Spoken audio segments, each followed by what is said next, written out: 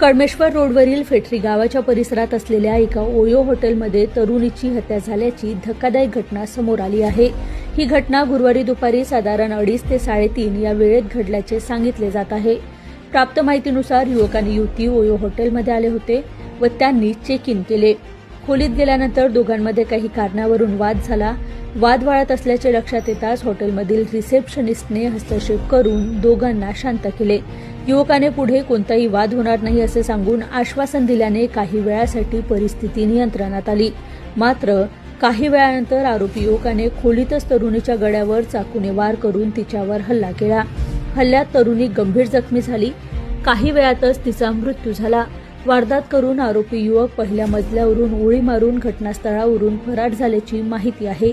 घटनेची माहिती मिळताच पोलीस तत्काळ घटनास्थळी दाखल झाले। त्यांनी हॉटेल परिसराचा घेराव घालून तपास सुरू केला। या प्रकरणी हत्या झाल्याचा गुन्हा दाखल करण्यात आला असून आरोपीचा शोध घेण्यासाठी पुढील कारवाई सुरू आहे।